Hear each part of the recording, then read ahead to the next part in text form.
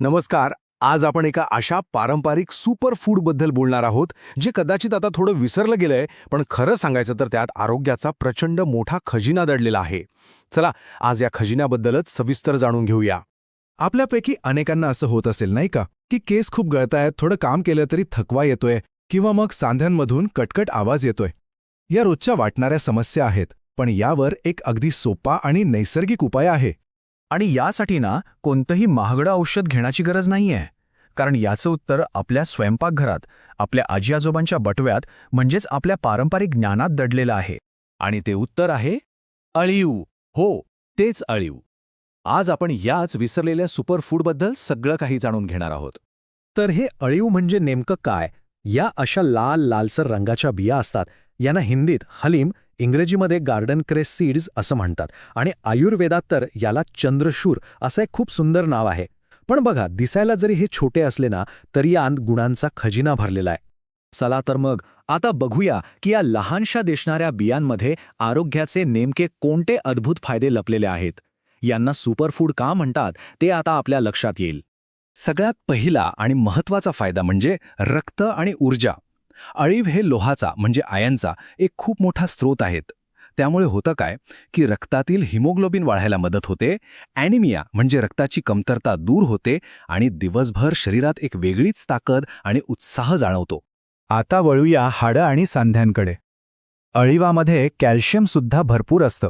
यामुळे साहजिकच हाडं मजबूत होतात, सांधेदुखी कमी होते आणि एवढंच नाही तर ऑस्टिओपोरोसिससारख्या आजारांपासून बचाव करायलाही हे खूप मदत करतात. आणि हो, विशेषतः महिलांच्या आरोग्यासाठी तर अळीव म्हणजे खरंच एका वरदानापेक्षा कमी नाहीयेत. त्यांच्या अनेक समस्यांवर हा एक नैसर्गिक आणि एकदम प्रभावी उपाय आहे. अळीवामुळे अनियमित मासिक पाळी नियमित व्हायला मदत होते. बाळंतपणानंतर जो अशक्तपणा येतो, कंबरदुखी जाणवते, ती कमी करण्यासाठी आणि गर्भाशयाची शुद्धी करण्यासाठी हे फार उपयुक्त आहेत. आणि हो, स्तनदा मातांसाठी दूध वाढवण्यासाठी तर पारंपरिकपणे अळीवाचे लाडू किंवा खीर दिली जाते. एका अनुभवानुसार तर फक्त 28 दिवस नियमितपणे अळीव खाल्ल्याने केस दाट झाले आणि त्वचेवर एक नैसर्गिक चमक आली. विचार करा, केवढा मोठा परिणाम आहे हा. आणि हे असं का होतं याचं कारण म्हणजे अळीवामध्ये असलेलं व्हिटॅमिन ए आणि ई हे दोन्ही व्हिटॅमिन्स केस आणि त्वचेसाठी अक्षरशः संजीवनीसारखं काम करतात. यामुळे केसांची वाढ चांगली होते, त्वचेला आतून एक चमक येते आणि त्वचेचे विकारही कमी होतात. आता एवढे सगळे फायदे ऐकल्यावर नक्कीच प्रश्न पडला असेल की हे खायचं तरी कसं. तर याची सगळ्यात सोपी, चविष्ट आणि पारंपरिक पद्धत म्हणजे पौष्टिक अळीवाची खीर. चला बघूया ती कशी बनवायची. यासाठी साहित्य एकदम साधं सोपं आहे. 1 ते 2 चमचे भिजवलेले अळीव, 1 वाटी दूध, गोडव्यासाठी खारीक पावडर किंवा खडीसाखर आणि चवीनुसार थोडा सुकामेवा आणि वेलची पूड. बस. कृती तर त्याहून सोपी आहे. सगळ्यात आधी अळीव किमान अर्धा तास पाण्यात भिजवून ठेवायचे. मग एका भांड्यात दूध गरम करून उकळी आणायची. त्यात हे भिजवलेले अळीव घालून मंद आचेवर 5 ते 10 मिनिटं शिजू द्यायचं. शेवटी खारीक पावडर आणि वेलची घालून गरमागरम खिरीचा आस्वाद घ्यायचा. पण थांबा, एक गोष्ट लक्षात ठेवणं खूप महत्त्वाचं आहे. कोणताही पदार्थ कितीही पौष्टिक असला तरी तो योग्य पद्धतीने आणि योग्य प्रमाणातच घ्यायला हवा. चला तर अळीव सेवनाचे काही महत्त्वाचे नियम बघूया. रोज फक्त 1 ते 2 चमचे म्हणजे साधारण 10 ग्रॅम अळीव पुरेसे आहेत. सर्वोत्तम परिणामांसाठी सकाळी रिकाम्या पोटी सेवन करा. आणि हो, अळीव उष्ण असतात, त्यामुळे ते नेहमी पाण्यात भिजवूनच वापरायचे.